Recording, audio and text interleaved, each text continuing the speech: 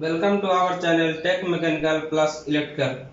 तो my friend, जैसा कि मैंने दो टॉपिक बेसिक इलेक्ट्रिसिटी का लिया हूं, जो कि मेरा प्लेलिस्ट में जाकर आप देख सकते हैं। जो जो चैनल में नए नए हैं वो लोग मेरा बेसिक इलेक्ट्रिसिटी का पार्ट 1 एंड पार्ट 2 प्लेलिस्ट में जाकर देखिए। तो आज पार्ट 3 हम बेसिक इलेक्ट्रिसिटी का ले रहे हैं।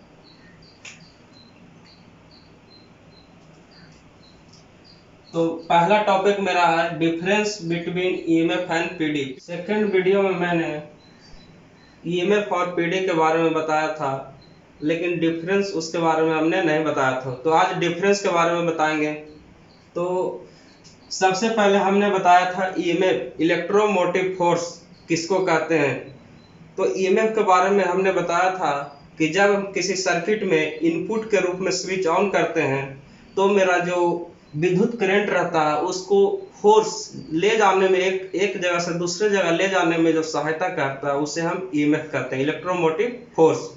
और पीडी के बारे में बताया था कि हमेशा पीडी आउटपुट में रहता है। पीडी मीन्स पोटेंशियल डिफरेंस, जो कि आउटपुट में हमेशा मौजूद रहता है। जब हम स्विच को ऑन करते हैं और मेरा बल्ब ऑन हो जाता है, मीन्स वहां पर पोटेंशियल डिफरेंस मिल रहा है। तो हमने इस दोनों के बारे में पिछला वीडियो में बताया था, लेकिन एक बात मैंने नहीं बताया था जो कि सबसे इम्पोर्टेंट है, वो ध्यान में रखिए और नोट कर लीजिएगा। तो ईएमएफ हमेशा इनपुट में मौजूद रहता है और पीडी हमेशा आउटपुट में मौजूद रहता है।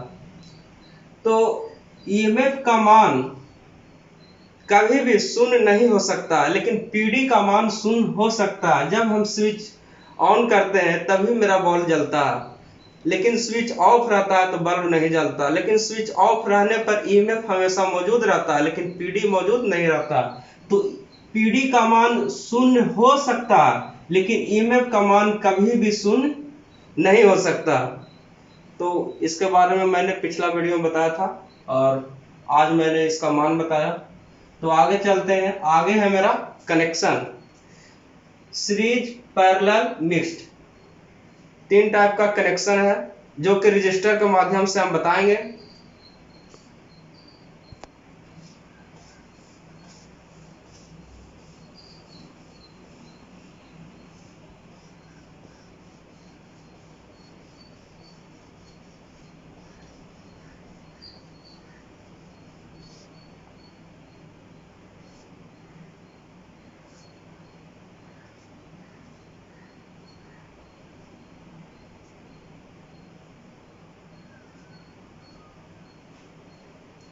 जैसे कि मैंने R1, R2, R3, जैसा कि मैंने यहाँ पर 3 रजिस्टर लिया, R1, R2, R3। तो R1 का 2 टर्मिनल 1 एंड 2, R2 का 2 टर्मिनल 1 एंड 2, R3 का 2 टर्मिनल 1 एंड 2। तो पहला रजिस्टर का सेकंड टर्मिनल सेकंड रजिस्टर का फर्स्ट टर्मिनल से, और सेकंड रजिस्टर का सेकंड टर्मिनल थर्ड रजिस्टर के फर्स्ट टर्मिनल से कनेक्ट हो तो उसे हम लोग सीरीज मेथड कहते हैं। और एक सबसे इंपॉर्टेंट इसमें वोल्टेज और करंट के बारे में हम बताएंगे।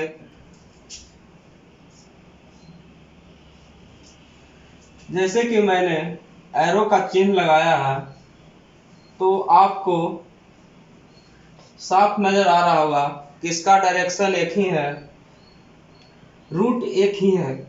यहां से स्टार्ट हुआ, इधर से गया, इधर से गया, इसका डायरेक्शन चेंज नहीं हो रहा। करंट का रास्ता एक ही है, समान रास्ता से करंट जा रहा है। पहला रजिस्टर से करंट जा रहा है, सेकंड रजिस्टर से करंट जा रहा है, थर्ड रजिस्टर से करंट जा रहा है। और यहाँ पर रजिस्टर 1, रजिस्टर 2, रजिस्टर 3। तो इसमें सीरीज रजिस्टर में क्या होता है कि करंट का मान हमेशा समान होता है। किसी भी रजिस्टर के लिए करंट का मान हमेशा समान होगा। फर्स्ट रजिस्टर के लिए अगर 2 एम्पियर है तो सेकंड रजिस्टर के लिए भी 2 एम्पियर, इसके लिए भी 2 एम्पियर, सभी के लिए करंट का मान समान होता है, लेकिन वोल्टेज का मान अलग अलग हो जाता है। पहला रजिस्टर के लिए वोल्टेज अगर V1 है तो इसके लिए V2 हो जाएगा, इसके लिए V3, यानी अलग अलग। इसके लिए अगर 10 वोल्ट है ये 5 वोल्ट है और ये 15 वोल्ट है, तो इसका वोल्टेज अलग अलग हो जाएगा, क्योंकि हर एक रजिस्टर का पोटेंशियल डिफरेंस अलग अलग होता है। पोटेंशियल डिफरेंस अलग अलग होने से वोल्टेज का मान अलग अलग होता है। तो हमने पहला सीरीज मेथड बताया सीरीज रजिस्टर के द्वारा, और सेकंड है पैरेलल मेथड। तो पैरेलल कनेक्शन में क्या होता है, इसका डायरेक्शन इधर से गया और पहला रजिस्टर के लिए इधर से, सेकंड के लिए इधर से और थर्ड के लिए इधर से, इसका डायरेक्शन चेंज हो रहा। करंट का मान हमेशा इसमें अलग अलग होगा। फर्स्ट रजिस्टर के लिए अगर I1 है तो सेकंड रजिस्टर के लिए I2, थर्ड रजिस्टर के लिए I3। और वोल्टेज का मान पैरेलल में हमेशा समान होता है, सभी रजिस्टर के लिए समान होता है। अगर इसके लिए वोल्टेज का मान भी है तो इसके लिए भी, इसके लिए भी। अगर 5 वोल्ट इसका वोल्टेज है तो इसका भी 5 वोल्ट, इसका भी 5 वोल्ट, लेकिन करंट का मान अलग अलग होता है। तो ये मेरा है पैरेलल कनेक्शन। पैरेलल कनेक्शन किसको कहते हैं, जो सभी रजिस्टर का पहला टर्मिनल एक साथ और सेकंड सभी रजिस्टर का सेकंड टर्मिनल एक साथ कनेक्ट किया जाए तो उसे हम पैरेलल मेथड कहते हैं। तो पैरेलल मेथड के बारे में हमने बताया। और तीसरा है मेरा मिक्स। मिक्स में क्या होता है, सीरीज एंड पैरेलल दोनों मिक्स रहता है। जैसा कि हम एक डायग्राम के माध्यम से बताना चाहेंगे आपको।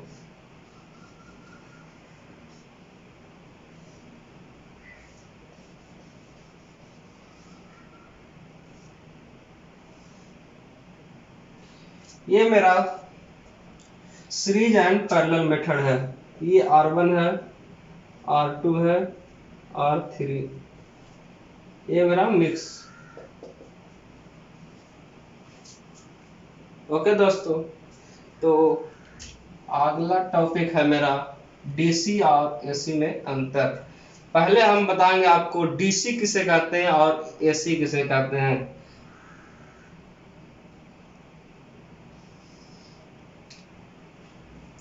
ये मेरा डीसी का सिंबल है।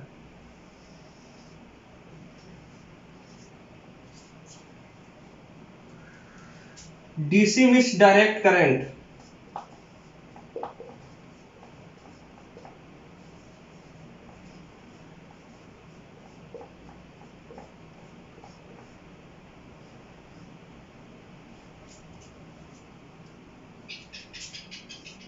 इसमें क्या होता है कि मैग्नीट्यूड एंड डायरेक्शन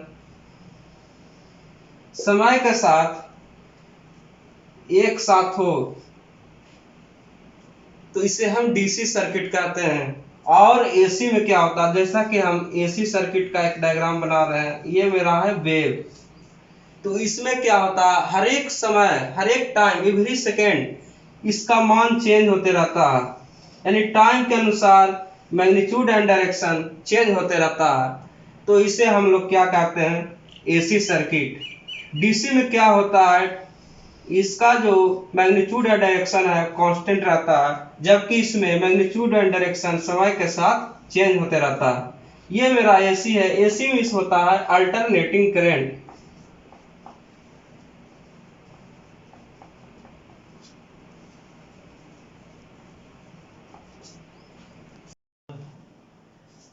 तो चौथा मेरा है साइकिल। साइकिल किसे कहते हैं,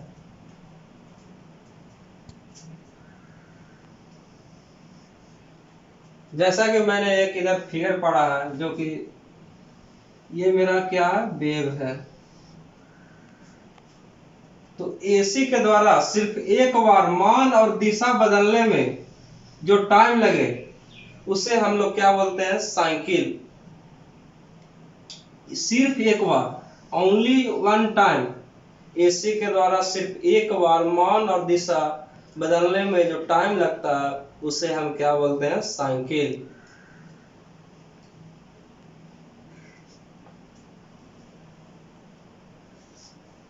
पांचवा मेरा है फ्रीक्वेंसी।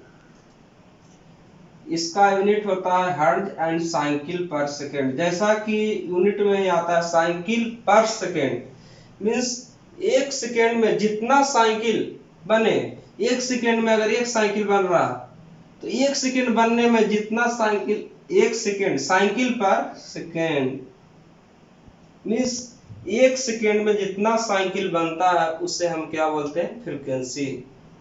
जैसा कि इंडिया में हमारा फ्रीक्वेंसी कांस्टेंट है 50 हर्ट्ज, सभी जगह ऑल इंडिया में सभी जगह फ्रीक्वेंसी 50 हर्ट्ज है। चाइना में 40 हर्ट्ज, अमेरिका में 60 हर्ट्ज, तो अलग अलग जगह पर फ्रीक्वेंसी अलग अलग है, अलग देश में अलग है। लेकिन इंडिया है तो पूरा ऑल इंडिया में फ्रीक्वेंसी 50 हर्ट्ज है, पूरा चाइना है तो पूरा चाइना में फ्रीक्वेंसी 40 हर्ट्ज है। तो फ्रीक्वेंसी के तो हमने आपको फ्रीक्वेंसी के बारे में बता दिया।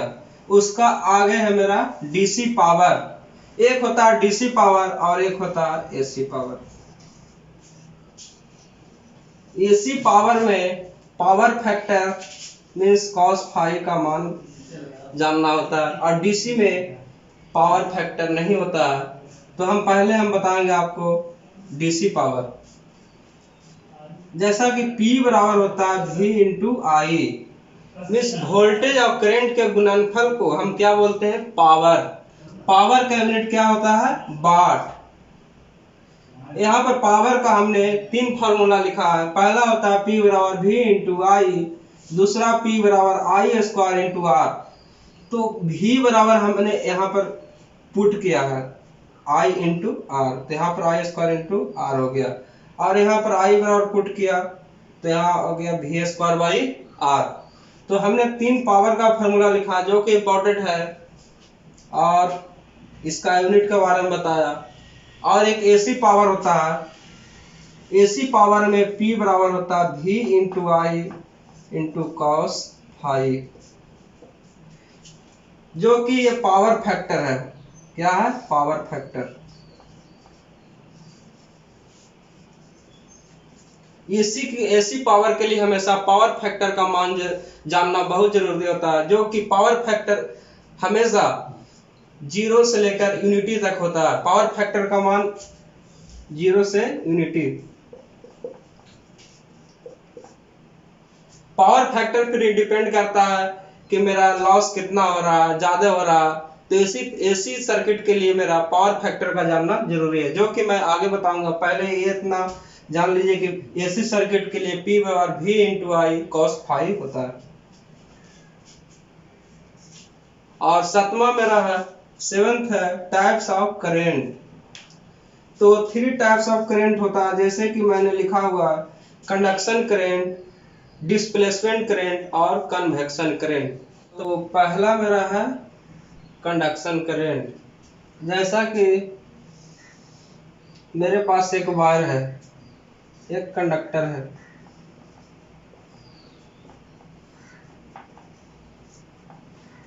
तो इसके द्वारा जो करंट फ्लो हो रहा है मेरा, उसको हम क्या बोलेंगे, कंडक्शन करंट। दूसरा है मेरा डिस्प्लेसमेंट करंट। कोई भी इंसुलेटर, वुड है और वो भींगा हुआ है, नमी है उसमें, तो उसमें जो करंट फ्लो हो रहा वो मेरा क्या होगा, डिस्प्लेसमेंट करंट। तीसरा मेरा है कन्वेक्शन करंट। एटमॉस्फेयर में या फिर गैस के माध्यम से जो करंट फ्लो होता है उसे हम क्या बोलते हैं, कन्वेक्शन करंट। तो 3 तरह का करंट होता है, जो कि निर्भर करता है कि मेरा मटेरियल कैसा है, कंडक्टर है, इंसुलेटर है या फिर एटमॉस्फेरिक है। तो माय फ्रेंड, मैंने पहले स्टार्टिंग में आपको बताया कनेक्शन के बारे में, सीरीज, पैरेलल एंड मिक्स, और उसके बारे में हम डिस्क्राइब नहीं किए थे, तो आप डिस्क्राइब करने जा रहा हूँ। तो पहला मेरा है सीरीज मेथड। तो सीरीज मेथड से हम जब रेजिस्टेंस का मान निकालते हैं, आरटी का मान, टोटल रेजिस्टेंस का मान, तो उसका फार्मूला लगाते हैं R1 plus R2 plus R3 plus R4 dot dot, जितना रेजिस्टेंस दिया है।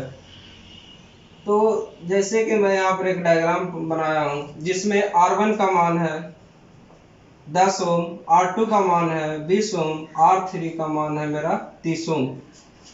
तो इसमें क्या होता है, सबसे हाई जिसका रेजिस्टेंस का मान हो, जैसे यहाँ पर मेरा 30 ओम, तीनों रेजिस्टेंस में सबसे हाई रेजिस्टेंस का मान है 30 ओम।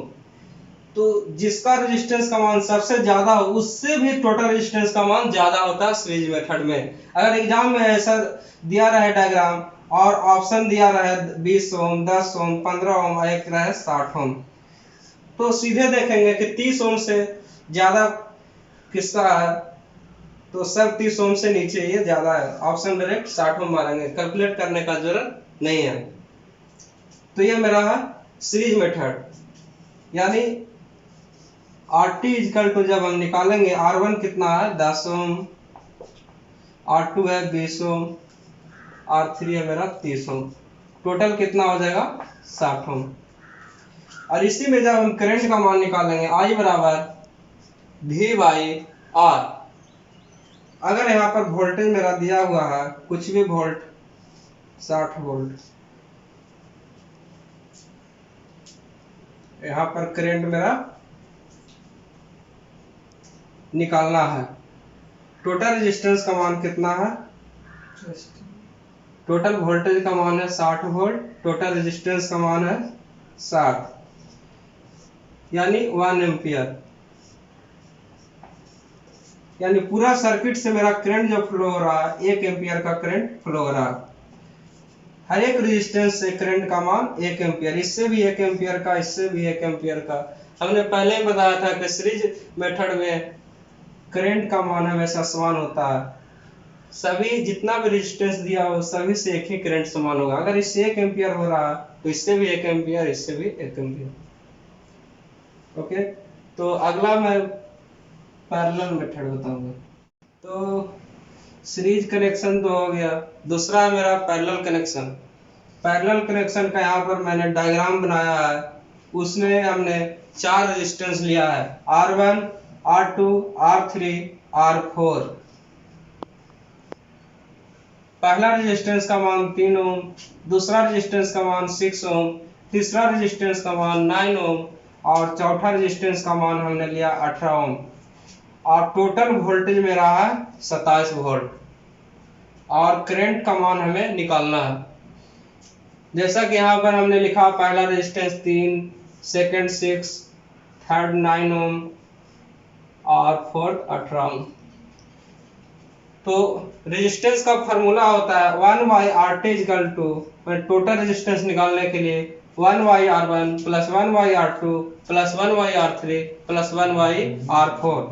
तो रेजिस्टेंस का यहाँ पर मैंने पहला रेजिस्टेंस का मान 3 ओम, सेकंड का 6 ओम, थर्ड का 9 ओम और फोर्थ का 18 ओम।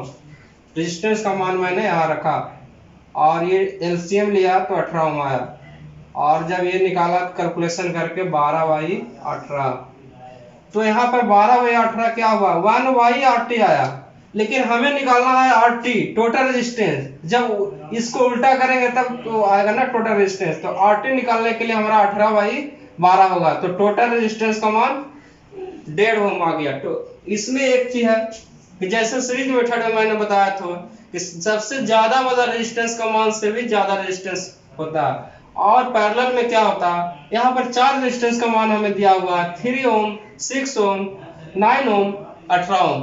तो इसमें क्या होता है, जो सबसे कम रेजिस्टेंस का मान है टोटल रेजिस्टेंस का मान उससे भी कम होता है। जैसे सबसे कम रेजिस्टेंस का मान मेरा 3 ओम है, तो पैरेलल कनेक्शन में सबसे कम रेजिस्टेंस का मान से भी सबसे कम रेजिस्टेंस का मान टोटल रेजिस्टेंस होता है। जैसा कि यहाँ पर 3 ओम है तो टोटल रेजिस्टेंस मेरा निकल कर आ रहा है 1.5 ओम, 1.5 ओम, तो सबसे कम आया 3 ओम से भी कम आया। और सीरीज में क्या होता है, सबसे बड़ा वाला से भी बड़ा होता है। और यहाँ पर मेरा वोल्टेज दिया है 27 वोल्ट, और टोटल करंट जब निकालना होगा तो IT बराबर फॉर्मूला मेरा होता है V/R। टोटल वोल्टेज 27 वोल्ट है और रेजिस्टेंस का मान मेरा 1.5 ओम यानी 3/2 लिख सकते हैं। जब 2 ऊपर गया 3 नीचे आया, कैलकुलेशन किए तो मेरा कितना आया 18 एम्पियर। टोटल रेजिस्टेंस का मान, टोटल करंट का मान 18 एम्पियर और टोटल रेजिस्टेंस का मान 1.5 ओम। लेकिन इसमें हमने आपको बताया था कि करंट का मान अलग अलग होता है, सभी रेजिस्टेंस के लिए करंट का मान पैरेलल कनेक्शन में अलग अलग होता है। तो पहला रेजिस्टेंस के लिए करंट का मान कितना होगा, सेकंड रेजिस्टेंस के लिए करंट का मान कितना होगा, थर्ड रेजिस्टेंस के लिए करंट का मान कितना होगा, फोर्थ रेजिस्टेंस के लिए करंट का मान कितना होगा। तो हमने यहाँ पर निकाला, जैसे कि मुझे 3 ओम के रेजिस्टेंस के लिए करंट का मान निकालना है, तो I1 बराबर V/R1 27/3, पहला रेजिस्टेंस का मान 3 है, तो कितना आ गया 9 एम्पियर। सेकंड के लिए करंट का मान जब निकाल रहे हैं V by R2 equal to second resistance का मान मेरा 6 है, तो 27 बाई 6 किए तो 4.5 एम्पियर। थर्ड रेजिस्टेंस का मान मेरा कितना है 9 ओम, यानी जब I3 हम निकालेंगे 27 बाई 9 तो कितना आएगा 3 एम्पियर। और फोर्थ में मेरा रेजिस्टेंस का मान 12 ओम, तो कितना आएगा 1.5 एम्पियर। अब ये टोटल जब हम कैलकुलेशन करेंगे 9 ओम, 4.5 ओम, 3 ओम और 1.5 ओम, 9 3 12 और 12 4 16 1 17 1 18, यानी टोटल करंट का मान मेरा कितना आ गया 18 ओम एम्पियर, ओम नहीं एम्पियर। ओके, तो टोटल करंट का मान मेरा कितना आ गया 18 एम्पियर। यानी हमको ये कैलकुलेशन से पता चला कि हर एक रेजिस्टेंस के लिए करंट का मान अलग अलग होता है पैरेलल कनेक्शन में, जैसा कि मैंने आपको निकाल कर दिखाया।